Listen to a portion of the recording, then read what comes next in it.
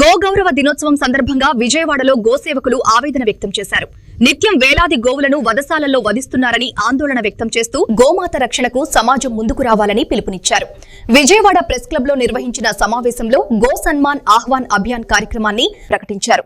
ఈ కార్యక్రమాన్ని ఎలాంటి విరాళాలు స్వీకరించకుండా స్వంత నిధులతో నిర్వహిస్తున్నామని తెలిపారు.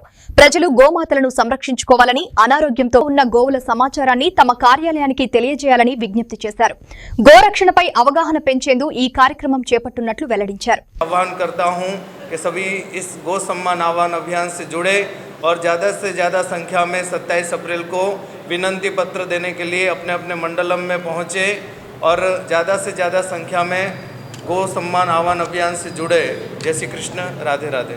గోమాత గురించి ఇవాళ గోమాత పరిస్థితి ఎలా ఉంది మనం చూస్తున్నాం. ముందు మీకు ఈ అభియాన్ గురించి చెప్తాను. దీని పేరు వచ్చేసి గో సమ్మాన్ ఆహ్వాన్ అభియాన్.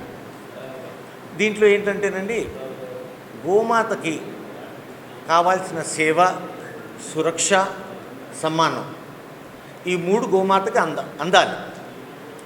ఎందుకంటేనండి, మన సనాతన ధర్మంలో గోమాత మనిషి పుట్టినప్పటి నుంచి కాలం చేసే వరకు, దాని తర్వాత తర్పణ సంస్కారం కూడా చేస్తాం కదా, అది కూడా ఆవు పాలు ఉంటేనే సాధ్యమైంది, లేకపోతే అది పరిపూర్ణంగా అవ్వదు.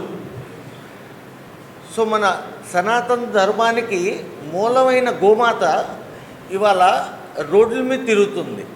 మనం పొద్దునే లెగవక ముందే 88,000 పైన గో వంశుల్ని స్లాటర్ హౌస్లో కట్ చేసేస్తాం. మరి ఇవాళ హిందువులందరూ ఏమైపోయాం? మనకు ఒక దారి లేదు, ఒక దిక్కు లేదు, ఏమీ లేదు, బతుకుతున్నాం. వాస్తవంగా చెప్పాలంటే టైం టేబుల్ లేకుండా, ఏమి లేకుండా ఇష్టం వచ్చినప్పుడు తినటం, చేయటం, ఆ బుద్ధి మనది ఎందుకు మారిపోయింది? ఒకప్పుడు భారతదేశంలో అందరూ ఎలా ఉండేవాళ్ళు? జ్ఞాన్ కా భండార్ థా భారత్.